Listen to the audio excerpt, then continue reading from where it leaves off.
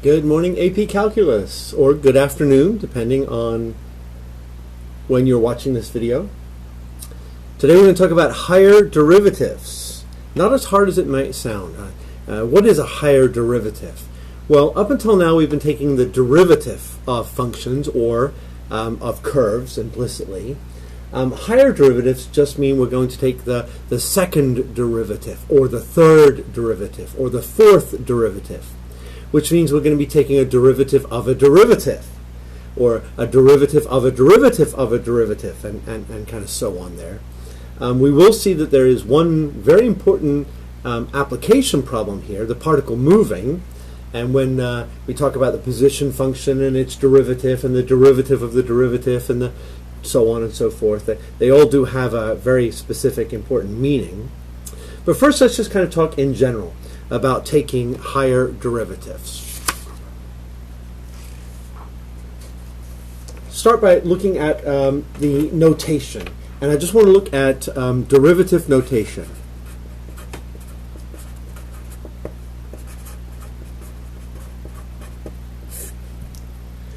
We know that we've got y prime f prime of x and dy dx. Those are our main ways, those are our main notations, and this would all be first derivative. So we could do y to the nth, which would be, if this was a 4, that would mean the fourth derivative, or f to the nth of x, the nth derivative. If n was a 7, that would be the seventh derivative of x. This one's a little trickier because it would be d to the n y over dx to the n. So that would be the nth derivative here. We have the other notations too. Do you remember the capital D of f of x? And we could have it to some power here. Or just capital D y, and we could have some like fourth here, not power, but fourth would mean the fourth derivative of this. So this is just the notation. And a lot of times, if it's just the second derivative, we might use 2 tick marks, or the third derivative, 3 tick marks. But if it's the fourth or higher, generally we'll use numbers, 4 or 5 or 6, and we can always use numbers all the time. All right, so let's take a look at some examples of higher derivatives. We'll start fairly simple here. In the first one, suppose I'm given y is 5x cubed plus 4x squared plus 6x plus 3. A nice, well-behaved polynomial. And I want to find y double prime. So y double prime, that's the second derivative, not the 11th derivative. That would definitely, seems like it would be very hard, but it would just be 0, and I think you'll see that in a moment here. So if I want to find the second derivative, first I have to find the first. So the first derivative would be 15x squared plus 8x plus 6. The second derivative would be the derivative of this. So 30x plus 8. And of course the third derivative would be 30. The fourth derivative would be 0. And every derivative after that would be 0. You know, hence my joke about the 11th derivative. It would just kind of disappear and it would just be 0 from then on. All right, so let's take a look at one a little bit harder now, not so nice. Suppose I have the function, I want to find d2y over dx to the 2 when y is the square root of x plus the cube root of x. All right, so I want to find the second derivative of that function. By the way, we could also do this implicitly, and we'll see I'm doing second derivatives implicitly, where you've got y primes and y double primes. All right, so if I look at this, and to make it a little bit easier, I'm going to think about this as power form. I'm going to think about it as y equals x to the 1/2 plus x to the 1/3. If I take the first derivative here, this is going to be 1/2 x to the negative 1/2 plus 1/3 x to the negative 2/3. And I could simplify this, I could rewrite it, but I'm going to take the second derivative, y double prime, which is d2y over dx, whoops, no, nothing there, d2y over dx squared. Saying x squared is a little bit misleading. This is second derivative. So if I take the derivative here, negative 1/2, I'm going to get negative 1/4 x to the negative 3/2. Negative 2 is going to be a negative here. 2/3 times 3 is 2/9. X to the negative 5/3. And if I wanted to clean this up here a little bit, write it in a slightly nicer form, negative 1 over 4 times the square root of x cubed minus 2 over 9 times the cubed root of x to the 5th. So there's my second derivative. All right, let's take a look at another one. Now this one at first might seem very difficult, but play along, and I think you'll find that it's really not that bad at all. And I want you to find y4, the fourth derivative. So the derivative of the derivative of the derivative of the function. And the function is going to be f of x equals x to the 10th over 90 plus x to the 5th over 60. All right, here we go. See if you can stay ahead of me on this one. My first derivative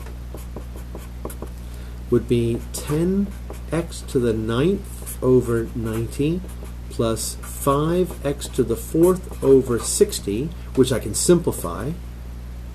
That's going to be x to the 9th over 9 plus x to the 4th over 12. Now take the derivative of this, the second derivative, the derivative of this, 9x to the 8th over 9 plus 4x to the 3rd over 12.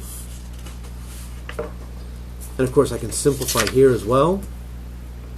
This is going to be x to the 8th plus x to the 3rd over 3. Take the derivative again. The third derivative is going to be 8x to the 7th plus 3x squared over 3. I can simplify this, of course, into 8x to the 7th plus x squared. And then finally, the fourth derivative, and I really should have written 4 there, but fourth derivative is going to be 56 x to the 6th plus 2x. So there it is. Hopefully not too bad as we look at higher derivatives, the second and the third and the so forth. But where it gets interesting, where the big application to this is in the particle moving, the position function, and the derivatives of the position function. So I'd like to talk about that, give them words, and then we'll do an example. So in a particle moving, I have s of t, moving. S of t is the position function. It tells me where the function is at any time t. The derivative of the position function tells me the rate of change of the movement of the particle over time. So this tells me where it is, the position function, where is it? This is the rate of change. The rate of change of the position over time, which is something we call velocity, v of t, which is the velocity function. The rate of change of the position. The rate of change of velocity, v prime of t, the rate of change of the velocity. How is the velocity changing? That is the acceleration function.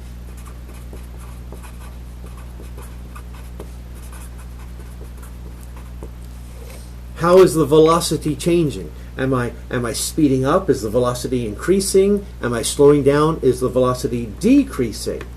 And then I can even have the derivative of the acceleration. And so here, think about this. If I'm driving in a car and I'm slowly speeding up, my acceleration, my velocity is getting bigger and bigger and bigger, my acceleration is positive, and then all of a sudden I hit a wall. I have a very sudden change in my acceleration. This is actually called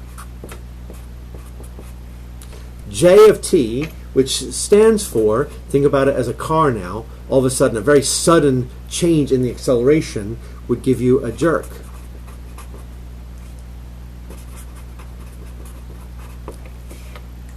I know, it's funny. It's the jerk function. That's the change of acceleration with respect to time. The jerk is a change in acceleration with respect to time. The acceleration is the change in velocity with respect to time. The velocity is the change in position with respect to time. And the position function, well, that's just the one that we started with. All right, so I'd like to look at an example of this and kind of go through modeling motion using a point here. It's a rather long example, and this is going to be in my second video coming up here. So if you want to stop, we're going to stop this video, and then as soon as we come back for the second part of the higher derivatives, we'll do the application of a particle moving.